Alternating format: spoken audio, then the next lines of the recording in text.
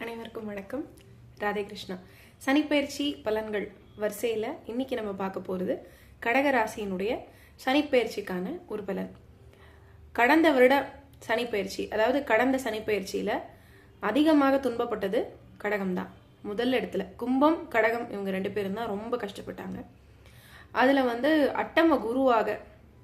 அஷ்டம சனியாக சனி இருக்க குரு 10ஆம் இடத்திற்கு வந்து 2023 குரு 10ஆம் இடத்திற்கு வந்தார்.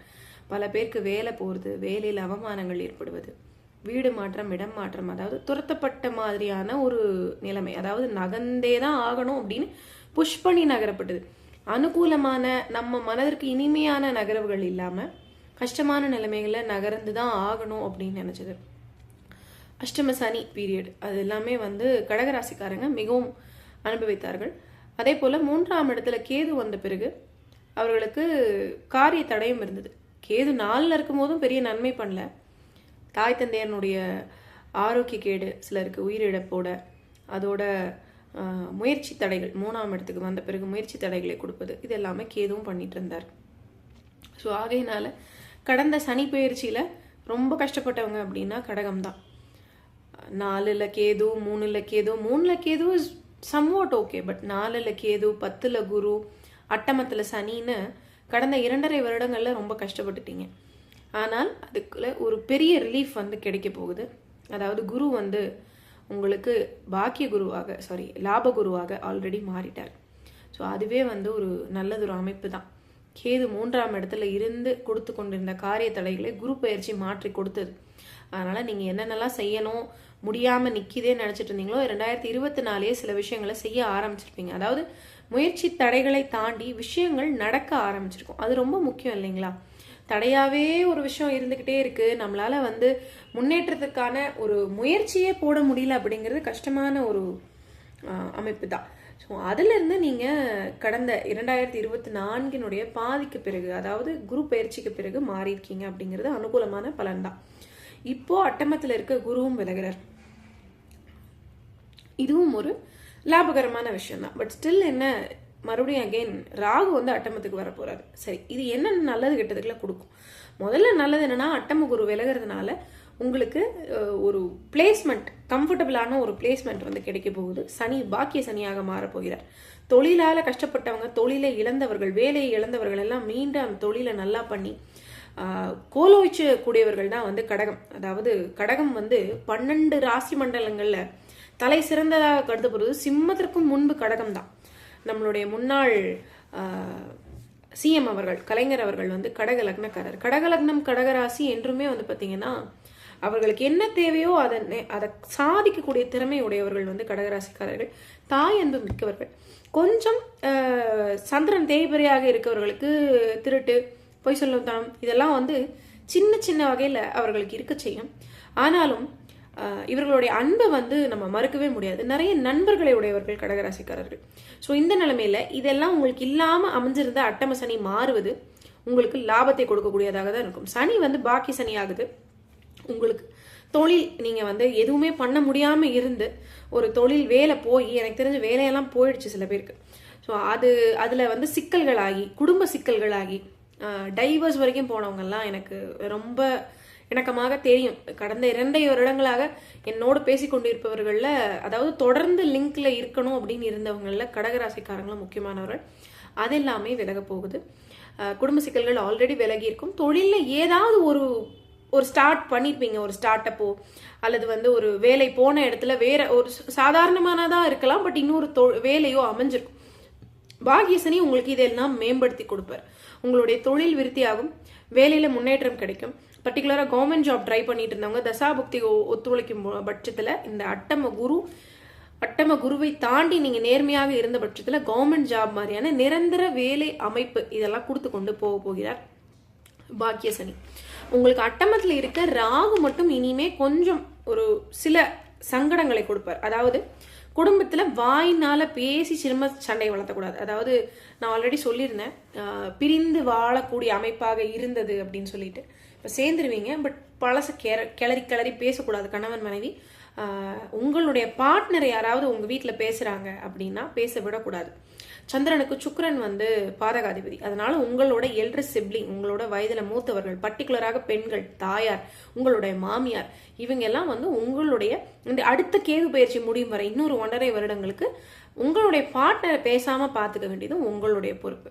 சரி, இது போக அட்டமத்துல இருக்கக்கூடிய ராகு சம்பந்தமா நீங்க என்னென்னலாம் காஷனா இருக்கணும் அப்படின்னு பாத்தீங்கன்னா, பங்குச்சந்தை முதலீடு அப்படிங்கிறதுல ரொம்ப ரொம்ப காஷனா இருக்கணும். உங்களுக்கு பொதுவாகவே சுக்கிரன் 11ஆம் அதிபதியாக வந்து அவர் பாதகாதிபதி நிலைமையில இருப்பதனால இருக்கு. பங்குச்சந்தை முதலீடு அப்படிங்கிறது குரு, அதாவது பொதுவாக கடகத்திற்கு நன்மை தரக்கூடியது. உங்களுக்கு 12ல குரு வரும்போது அதுல ஆசையும் நிறைய வரும், கொஞ்சம் போட்டு நல்லா பண்ணவும் செய்வீங்க. பட் இந்த உடனே போட்டு உடனே எடுக்கிறது, நீ 10 ரூபா கொடு, நான் நாளை காலையில் உனக்கு 20 ரூபா ஆக்கி காட்டுறேன், இந்த மாதிரியாக உங்களை தவறாக கைட் பண்ணக்கூடியவர்களுடைய பழக்கம் அமையும். ஸோ அதை வந்து கண்டிப்பாக அவாய்ட் பண்ணிக்கோங்க. அது வந்து உங்களுக்கு சிக்கல்களை கொடுக்கத்தான் செய்யும். அதனால அதை அவாய்ட் பண்ணிக்கோங்க. மற்றபடி லாபம் பெருகும். சனியை வந்து 9ஆம் இடத்துல உட்கார்ந்து லாபஸ்தானத்தை பார்ப்பதுனால் கண்டிப்பாக லாபத்தை கொடுப்பார். 3ஆம் இடத்தை பார்க்கிறார், முயற்சிகளை கொடுப்பார். அது போக வந்து உங்களுடைய 6ஆம் இடத்தை பார்ப்பார். ஸோ தொழில் அமையாதவர்களுக்கு தொழில் அமையும், நிரந்தர வேலை அமையும். இது வந்து ரொம்ப ரொம்ப முக்கியமான பாசிட்டிவான பாயிண்ட். 60 பாயிண்ட்டுக்கு மேலேயே கொடுக்கலாம். இதுவும் வந்து ஏன்னா பாக்கியத்திலிருந்து கர்மத்திற்கு போவதற்கு உண்டான ஒரு டிரான்சிஷன்ல இருக்கக்கூடிய ஒரு சின்ன அமைப்பு தானே வந்து 60லிருந்து தசாபுக்திகள் நன்மையாக இருந்தால் 70-80% வரை உங்களுக்கு நன்மை நடக்கக்கூடிய ஒரு பயிற்சி தான் இந்த சனி பயிற்சி. இந்த சனி பயிற்சி கூட வர ராகு கேது பயிற்சிகளுக்கான பலன்களுமே அவங்களுக்கு சேர்த்து சொல்லியிருக்கேன். அதாவது 2ஆம் இடத்துக்கு வரக்கூடிய ராகுவும் கேதுவும் என்ன செய்ய போகிறார்கள் அப்படின்ட்டு. 12ல வரக்கூடிய கேது 6ஆம் இடத்தை சுபத்துவப்படுத்துவார், உங்களுடைய 4ஆம் இடத்தை சுபத்துவப்படுத்துவார், உங்களுடைய அட்டமஸ்தானத்தை சுபத்துவப்படுத்துவார். ஸோ பிடித்த மாதிரியான வீடு மாறுவீங்க, வீடு வாங்குவீங்க. அதே போல வந்து இடமாற்றம் அப்படிங்கிறது அனுகூலமாக இருக்கும். நிலுவையில் இருந்து வந்த படிப்பு தடை, காரிய தடை கண்டிப்பாக நிறைவேறும். பிஹெச்டி மாதிரியாக படிக்கக்கூடியவர்களுக்கு காரிய தடை இருந்தது, படிப்பு தடை இருந்தது அப்படின்னா அதெல்லாம் நிறைவேறி உங்களுக்கு ஒரு பட்டம் பதவி கிடைக்கக்கூடிய அமைப்பாக அது ஏற்படும். இடமாற்றம் சுபத்துவமாக இருக்கும். இந்த 12ஆம் இடத்து சுபத்துவ குரு 12 வந்து உங்களுக்கு இந்த மாதிரியான ஷேர் மார்க்கெட்ல விஷயங்கள் எல்லாம் சில வகைகளில் ஒரு கொஞ்சம் ஹெல்ப்பாக இருக்கும். பட் அதில் வர்றது வந்து காஷனாக பார்த்து பண்ணுங்க. எனினும் ராகுவை குரு பயிற்சிக்கு பிறகு சுபத்துவப்படுத்துறதுனால நீங்க இந்த ஷேர் ட்ரேடிங்லாம் பண்ண போறீங்க அப்படின்னா கூட அதை செப்டம்பருக்கு பிறகு நிதானமாக யோசித்து பண்ணுவது அப்படிங்கிறது உங்களுக்கு சிறப்பை தரக்கூடியதாகவே இருக்கும். ஸோ இது எல்லாமே பாசிட்டிவான பாயிண்ட் தான் கடகத்தை பொறுத்தவரை. உங்களுக்கான பரிகாரம் அப்படின்னு பார்த்தீங்க அப்படின்னா, உங்களுக்கு 10ஆம் இடமாக வரக்கூடியது செவ்வாய். அதனால செவ்வாய்க்கிழமைகளில் செவ்வாய்க்கு காரகத்துவம் ரொம்ப அதிகமாக சொல்லக்கூடியது எப்பொழுதுமே முருகன் தான். முருகன் தான் உங்களுக்கு வந்து ராஜயோக அதிபதி. அதனால முருக வழிபாடு, நரசிம்மர் வழிபாடு இதெல்லாம் வந்து ரொம்ப சிறப்பாக இருக்கும். நரசிம்மர் வழிபாடு யாருமே சொல்ல மாட்டாங்க. பட் நான் ஸ்ரீ வைஷ்ணவ சம்பிரதாயம் மட்டுமே ஃபாலோ பண்ணுறதுனால நான் வந்து மேக்சிமம் பெருமாள் கோயில் தவிர வேற எங்கேயும் போகிறது கிடையாது. ஸோ அது போன்றவர்களுக்கு செவ்வாயினுடைய காரகத்துவமாக எங்கே போகலாம் அப்படின்னா தாராளமாக நரசிம்மர் கோயிலுக்கு போகலாம் அப்படிங்கிறதையும் ஒரு பாயிண்டாக நான் சொல்லிக்கிறேன்.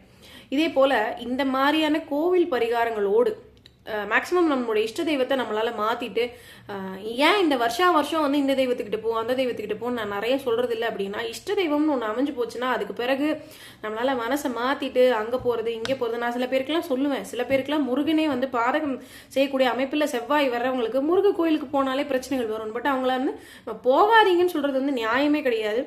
அது வந்து சரியான முறையும் கிடையாது. மனம் லைக்காது, மனம் நிச்சயமாக லைக்காது. எனக்கு வந்து பெருமாளை தவிர கிருஷ்ணரை தவிர வேற எதையாவது மனசு லைச்சா எனக்கு கோடிகள் கொட்டும்னாலும் என்னால் லைச்சு வந்து அந்த டெடிகேஷன் கொடுக்க முடியாது, கொடுக்க விருப்பமும் கிடையாது. ஸோ அந்த காரணத்தினால தான் நான் எல்லா ராசிகளுக்கும் இங்கே போங்க அங்கே போங்க அங்கே போங்க இங்கே போங்கன்னு அதீதமாக சொல்றது கிடையாது. இந்த கிரகங்களை பொறுத்து டெய்லி ஒரு கோயில் போறது, திங்கக்கிழமைனா இந்த கோயில் போவேன், செவ்வாய்க்கிழமை துர்கை அம்மன் போவேன், புதன்கிழமை பெருமாளை சேவைக்கு போவேன், வியாழக்கிழமை குரு பகவான், இதெல்லாம் வந்து I will not preach because it's not possible and it is not. மனசுல இருந்து வரணும். தெய்வ பக்தி அப்படிங்கிறது மனசுல இருந்து வரணும். அது வந்து ஆத்மாவனுடைய பவர்ல இருந்து வரணும். அது வந்து நம்ம இஷ்ட தெய்வத்தை தாண்டி அல்லது நம்ம குலதெய்வத்தை தாண்டி வேற எங்கேயும் லைக்கல அப்படின்னா அதுல தவறுகள் எதுவும் கிடையாது. உங்களுடைய இஷ்ட தெய்வமும் உங்களுக்கு குலதெய்வமும் நல்லது பண்றதை தாண்டி கிரகக்காரகத்துவத்திற்காக நீங்க இங்கே போறது அங்க போறதெல்லாம் உங்களுக்கு பெரிய நன்மை கொடுத்துட போறதும் இல்லை. It's humbug, it won't work. உங்களுடைய இஷ்ட தெய்வமும் உங்களோட குலதெய்வம் மட்டும்தான் தலைக்கு வரத தலப்பாகையோட காப்பாற்ற முடியும்னா அது உங்களுடைய குலதெய்வமும் உங்களுடைய இஷ்ட தெய்வம் மட்டும்தான். அது யாராக இருந்தாலும் சரி, இப்படித்தான் இருக்கணுங்கிற கைட் பண்றதுக்காக இல்லை, அது யாராக இருந்தாலும் சரி அதை கெட்டியா பிடிச்சிக்கங்க. உங்களுக்கு பர்டிகுலரா முருகன் வந்து ராஜயோக அதிபதி. இது போக இதுக்காக இதை சொல்ல வந்தேன் அப்படின்னா, உங்களுக்கு நன்மை பெருக வேண்டும் அப்படின்னா, எந்த ஒரு ஜாதகத்திற்கும் நன்மை நன்மையை பெருக வேண்டும்னா கர்மா குறையணும். இது ராசிக்கான பலன் தான். லக்னத்திற்காக தனிப்பட்ட ஜாதகம் பார்த்து சொல்லும் பொழுது இது பல வகைகளில் உங்களுக்கு ஹெல்ப்ஃபுல்லா இருக்கும். பட் ஸ்டில் சிவப்பு நிற பொருட்களை தானமாக கொடுப்பது, வேலைக்கு செல்ல முயற்சித்து தடுமாறி கொண்டிருக்கக்கூடிய இளம் வயது ஆண்கள், அதாவது படிச்சு முடிச்சுட்டு வேலைக்கு அமையாம திறமை இருந்து ஸ்ட்ரகிள் பண்ற பசங்க அல்லது கொஞ்சம் ஏழ்மை நிலைமையில இருந்து வந்து வழி தெரியாத பசங்களுக்கு செவ்வாயை குறிக்கக்கூடியது அந்த யுவன் அப்படிங்கிற வயதுல இருந்து படிப்புக்காக நீங்க பண்ணலாம், வேலைக்காக நீங்க பண்ணலாம், அவருடைய திருமணத்திற்கு உதவி பண்ணலாம். இது எப்படி அந்த செவ்வாயினுடைய காரகத்துவத்திற்கு எப்படி நீங்க உதவி பண்ணீங்கனாலும் ரொம்ப ரொம்ப ஹெல்ப்ஃபுல்லாக உங்களுக்கு இருக்கும். ஸோ அதுவும் பண்ண பாருங்க. பெண்கள் வந்து சம்பாதிக்கும் பொழுது கணவருக்கு மாதம் இவ்வளவு அப்படின்னு ஏதாவது ஒன்று கொடுங்க. அது சின்ன அமௌண்ட், ஒரு 200 300 இருக்கலாம், 2000 3000 இருக்கலாம். பட் நீங்க மாதம் அவர்கள் கையில வந்து பணம் கொடுங்க. இது வந்து வேற எங்கேயும் சொல்லாத பரிகாரம். பொதுவாகவே கடகராசிக்காரர்கள் ஆணுக்கு, அதாவது செவ்வாய் வந்து ஒரு பெண்ணுடைய ஜாதகத்துல ஆணை குறிக்கக்கூடியவர். அவரை நீங்க வந்து பணம் வந்த உடனே கொடுப்பது அப்படிங்கிறது உங்கள் வீட்டில் சுபிக்ஷத்தையும் பொருளாதார பெருக்குவதையும் வந்து ரொம்ப ஹெல்ப்ஃபுல்லா கொடுக்கும். நீங்க கடகராசியா இருந்தீங்க அப்படின்னா உங்க கணவரோட பிசினஸ்க்குமே இது ரொம்ப ஹெல்ப்ஃபுல்லா இருக்கும். மாதம் வந்து ஒரு சின்ன அமௌண்ட் நீங்க கொடுக்கறது. அதே போல வந்து ஒரு பிசினஸ் ஸ்டார்ட் பண்ண போறாருன்னா முதல் அமௌண்ட், ஒரு சின்ன அமௌண்ட் உங்க கையில இருந்து உங்களுடைய அமௌண்ட்டா நீங்க கொடுக்கறது, இதெல்லாம் வந்து அவர்களுக்கும் மிக நன்மை அடையக்கூடியதாக இருக்கும், உங்களுக்கும் வீட்டு சுபிக்ஷத்திற்கும் மிக நன்மை அடையக்கூடியதாக இருக்கும். ஸோ இது மட்டும் நீங்க பண்ணிக்கிட்டீங்கன்னா போதும். பொதுவாக சந்திர தரிசனம் அப்படிங்கிறது கடகராசிக்காரர்களுக்கு மிக சிறப்பாக இருக்கும். சந்திரன் ஸ்ட்ராங்கா இருக்கக்கூடிய ராசிகள்ல முதல் ராசி வந்து கடகம் தான். ரிஷபம் கூட அதுக்கு அடுத்து தான் வரும். ஏன் அப்படின்னா ரிஷபத்துல வந்து சந்திரன் உச்சம் ஆயிடுவார். சில சமயங்கள்ல அவ்வளவு உச்ச பவர் வந்து நமக்கு மைண்ட் பிளக்சுவேஷன்ஸ் நிறைய கொடுக்கும். ஸ்டேபிலிட்டி இல்லாத தன்மையை கூட கொடுத்துற வாய்ப்புகள் இருக்கு. பாவக்கோள்கள் சேரும் பொழுதோ அல்லது அமாவாசை சந்திரனாக இருந்தாலும் அல்லது தேய்பிரை சந்திரனாக இருந்தாலும். ஆனா கடகத்துல அவர் எப்படியும் ஆட்சி ஆயிடுறாரு. அவர் அமாவாசையாக இல்லாமல் இருந்தாலே கடகத்தை பொறுத்தவரை நன்மையை தரக்கூடியதாக இருப்பார். பஞ்சமி திதிக்கு மேல எங்க இருந்தாலுமே அவர் கடக ராசி அப்படிங்கும் பொழுது உங்களுக்கு ரொம்ப ஸ்ட்ராங்கா இருக்கும். பல பேருக்கு வந்து மற்ற ராசிகளோட தன்மையை வெளிப்படாது. அதாவது ஒரு மகர லக்னம் கடக ராசி அப்படின்னா அவருக்கு மகரத்தோடைய குணங்களே இருந்திருக்காது. ஏன்னா ராசி அதிபதி ராசியில வலுத்து சனி எங்கேயாவது மறைஞ்சிட்டாலோ நேரடியா லக்னத்தில் தொடர்பு இல்லைனாலும் அவங்க கடகத்தை மட்டுமே வெளிப்படுத்தி கொண்டு இருப்பார்கள். ஸோ உங்களுடைய கடகத்தை வலுப்படுத்த உங்களுடைய வாழ்க்கை வலுவாய் கொண்டே இருக்கும். ஆணோ பெண்ணோ உங்களுடைய குடும்பம் வலுவாய் கொண்டே இருக்கும். தாயாருடைய அன்பு உங்களுக்கு ரொம்ப எசென்ஷியல். அதுல இருந்து உங்களுக்கு நிறைய நன்மை கிடைக்கப்படுது. தாயாரை போற்றி பாதுகாக்க வேண்டிய கடமையும் உங்களுக்கு உண்டு. கடகம்ங்கிற 4வது வீடு தாயாரை குறிக்கக்கூடியது. ஸோ அதனால கண்டிப்பாக தாயாருக்கு நன்மை செய்யணும். வாழ்ற காலத்திலே அவங்கள நல்லா பார்த்துக்கணும், திருப்தியா பார்த்துக்கணும் அப்படிங்கிறது கடகராசிக்காரங்க எவ்வளவு செய்யறீங்களோ அவ்வளவு மேன்மை இருக்கும் என்று கூறிக்கொண்டு பரிகாரம் சொல்லிட்டேன், உங்களுடைய பலன்கள் சொல்லிட்டேன். ஸோ இந்த சனி பயிற்சி உங்களுக்கு லாபகரமாக இருக்கு. இவ்வளவு நாள் நீங்க பட்ட கஷ்டத்திற்கான எல்லா நன்மைகளும் அறுவடை செய்ய போறீங்க அப்படிங்கறத சொல்லிக்கிறேன். ஒருவேளை ஹெல்த் இஷ்யூஸ் இருந்து நீங்க அதெல்லாம் ஃபேஸ் பண்ணியிருந்தீங்க, இந்த காலகட்டத்தில் நீங்க ஃபேஸ் பண்ணியிருந்தீங்க அப்படின்னா இந்த சனி பயிற்சிக்கு பிறகு அந்த ஹெல்த் இஷ்யூஸ்ல இருந்து ரிசால்வ் ஆகிறதுக்கு உங்களுக்கு வழிகள் கிடைக்கும். ஏதோ ட்ரீட்மெண்ட்டோ ஒரு சின்ன அறுவை சிகிச்சை ஏதோ ஒன்று கிடைச்சு அதுல இருந்து நீங்க வெளியே வந்து நன்மை அடையக்கூடிய இதுவாக இருக்கும் என்று கூறிக்கொண்டு தனிப்பட்ட முறையில் உங்களுடைய ஹாரோஸ்கோப் வந்து எங்கள்கிட்ட நீங்கள் செக் பண்ணோம் அப்படின்னு நினச்சிங்கன்னா கீழ்கண்ட வாட்ஸ்அப் எண்ணிற்கு தொடர்பு கொள்ளுங்கள். வாட்ஸ்அப்பில் மெசேஜ் பண்ணுங்கள். உங்களுடைய ஜாதகத்தை பார்த்து சொல்வதற்கு அப்பாயின்மெண்ட் வந்து கொடுக்கப்படும். அதே போல் உங்களுடைய குடும்பத்தில் இருக்கக்கூடிய ராசி, எல்லா ராசிக்காரங்களும் எல்லா குடும்பத்திலும் இருப்பாங்க.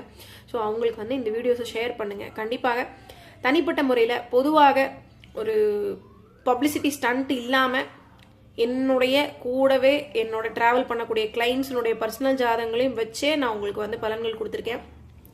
கோச்சாரணத்துக்கான பலனும் முழுமையாக கொடுத்துருக்கேன். ஸோ ரொம்ப ஹெல்ப்ஃபுல்லாக இருக்கும்னு நம்புகிறேன். மேலும் பேசுவோம். ராதே கிருஷ்ணா.